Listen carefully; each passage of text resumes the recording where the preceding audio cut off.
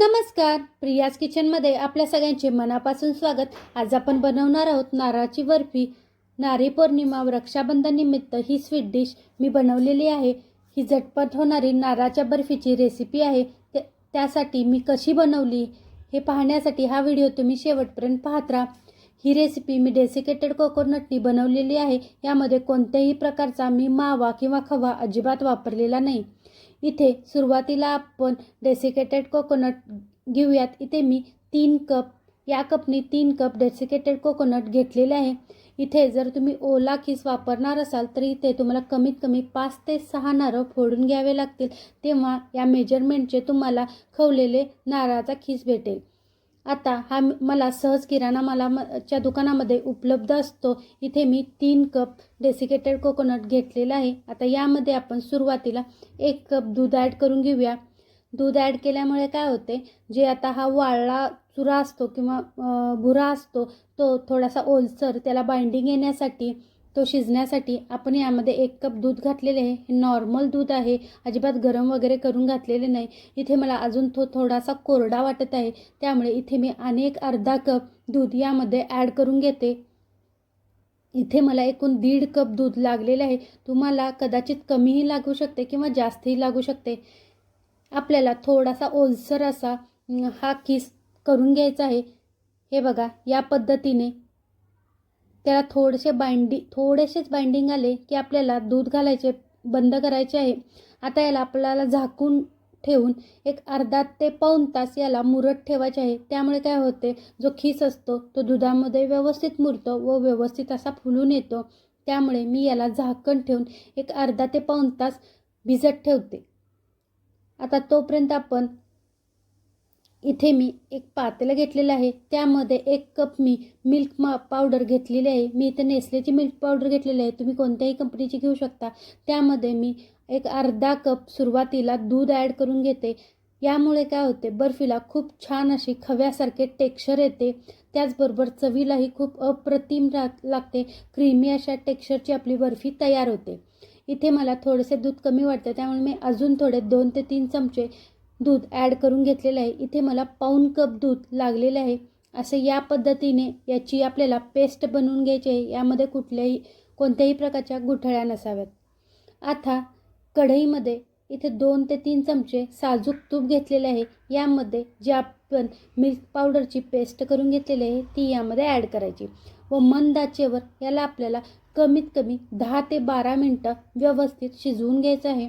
10 ते 12 मिनटं मंद आचेवर शिजवायचं, अजिबात गॅस मोठा करायचा नाही। जर तुम्ही गॅस मोठा केला तर ही मिल्क पावडर किंवा ही पेस्ट लगेच करपते।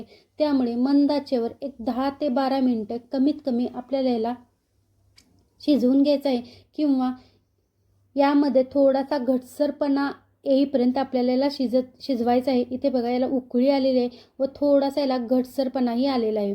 आता यामध्ये मी भिजत ठेवलेले आपले जे कोकोनटचा किस होता तो यामध्ये ॲड करून घेते, किंवा नारळाचा किस यामध्ये ॲड करून घेते।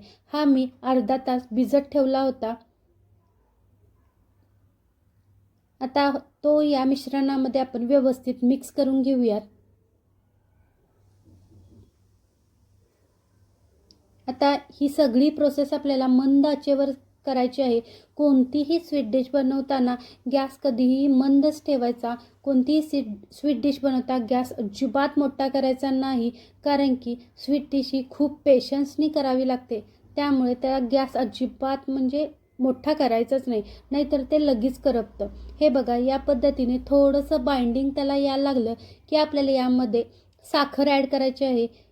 इथेपर्यंत मला कमीत कमी 14 मिनटं लागलेली आहेत। मी 14 मिनटं हे या पद्धतीने परतून घेतलेलं आहे। आपल्याला हे एकसारखं परतायचं आहे, ते अजिबात गॅसवर ठेवायचं नाही। गॅसवर ठेवायचं, परंतु याला एकसारखं 14 ते 15 मिनटं आपल्याला परतून घ्यायचं आहे। आता यामध्ये मी साखर ॲड केलेली आहे। साखर ॲड केल्यावरही आपल्याला एक 10 मिनटं याला व्यवस्थित परतून घ्यायचं आहे, कारण की आपण यामध्ये जेव्हा साखर ॲड केली की याचे पाणी तयार होते व मिश्रण पुन्हा थोडेसे सैलसर बनते व साखरेचे पाणी आपल्याला व्यवस्थित शिजवून घ्यायचं आहे। साखरेचे पाणी व्यवस्थित शिजले किंवा आटले तेव्हाच आपली वडी व्यवस्थित तयार होते। त्यामुळे आपल्याला इथून पुढेही एक 10 मिनटं याला मी शिजवून घेतलेलं आहे। आता हे सारण व्यवस्थित घटसरही झालेलं आहे. आता यामध्ये आपण थोडीशी वेलची पूड ॲड करायची.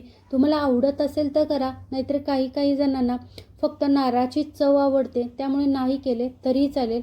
मी थोडीशी ॲड केलेली आहे. आता यानंतर आपण हे व्यवस्थित मिक्स करून घेऊया.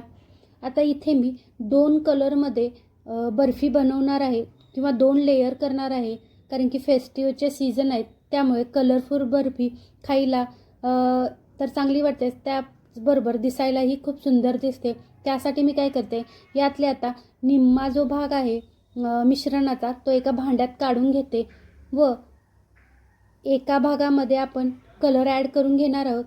यामध्ये आपण केशर व दुधाचे मिश्रणही ॲड करणार आहोत, परंतु काय होते, केशरनी प्रॉपर कलर येत नाही आणि तेवढं केशर आपण ॲड करू शकत नाही, म्हणून मी थोडासा इथे ऑरेंज कलर किंवा जिलेबी कलर ॲड करून घेतलेला आहे. आता हा व्यवस्थित आपण मिक्स करून घ्यायचा.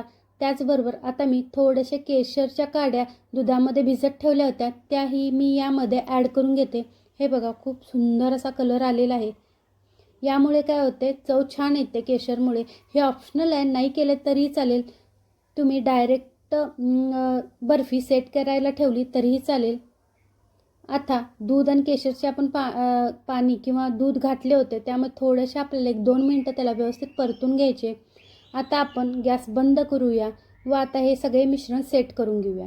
त्यासाठी मी ते केकचा टीन घेतलेला आहे. तुम्ही कोणत्याही ताटात किंवा घरातल्या कोणत्याही भांड्यामध्ये ते सेट करू शकता. त्याआधी इथे मी त्याला बटर पेपर ॲड करून घेतला आहे, त्यामुळे काय होते, बर्फी निघायला खूप इझी जाते. आता सर्वात आधी खाली मी जे व्हाईट कलरचे मिश्रण होते ते यामध्ये सेट करून घेते. हे बघा, आपले मिश्रण अजिबात जास्त ओलसरही नाही, त्याचबरोबर जास्त कोरडेही नाही. या पद्धतीचे मिश्रण आपल्याला बनवून घ्यायचं आहे. आता यावर मी ऑरेंज कलरचे जे मिश्रण होते ते ॲड करून घेते. तुम्हाला ज्या जाडीची किंवा ज्या रुंदीची बर्फी हवी असेल किंवा पातळ बर्फी हवी असेल त्या पद्धतीचे तुम्ही सेट करू शकता. माझ्या घरी थोडीशी जाड व मोठी बर्फी आवडते, त्यामुळे मी या पद्धतीने सेट करत आहे. हे बघा, या पद्धतीने आपल्याला प्लेन करून घ्यायचं आहे. आता हे आपण तुम्ही वरही 4 तास याला ठेवू शकता, परंतु जर झटपट हवी असेल तर तुम्ही याला फ्रीजमध्ये अर्धा तास सेट करून घ्या. हे बघा, मी हे अर्धा तास सेट करून घेतलेले आहे व आपली बर्फी व्यवस्थित सेट झालेली आहे. आता या पद्धतीने तुम्ही बर्फी टीनमधनं काढू शकता किंवा भांडे उलटे करूनही काढू शकता. हे बघा, बटर पेपरला अजिबात आपली बर्फी चिटकलेली नाही आहे, व्यवस्थित आता सेट झालेली आहे. हे बघा, त्याच्या लेयरही खूप सुंदर दिसत आहेत. घरीच आपण मार्केटसारखी बर्फी या पद्धतीने बनवू शकतो. आता आपण याला कट करून घेऊयात. या पद्धतीने थोड्याशा छोट्या खाचा काढून घ्यायच्या, म्हणजे आपल्याला एक अंदाज येतो व सगळ्या बर्फीचे तुकडे एकसारखे बनतात. आता हे आपण कट करून घेऊया. आपली बर्फी व्यवस्थित कट होत आहे. जास्त कडकही नाही किंवा जास्त मऊही नाही, परफेक्ट अशी आपली बर्फी सेट झालेली आहे. जर तुम्हाला माझ्या रेसिपी आवडत असतील तर प्लीज चॅनलला लाईक, शेअर आणि सबस्क्राईब नक्की करा. तसेच बेल आयकॉनचेही बटन दाबा, म्हणजे सर्वात आधी तुम्हाला नोटिफिकेशन येईल. व हा व्हिडिओ तुमच्या मित्रपरिवारांमध्ये शेअर करा. इथे मी बर्फी कट करून घेतलेली आहे. आता त्यावर मी थोडेसे पिस्ताचे गार्निशिंग करून घेते. हे ऑप्शनल आहे.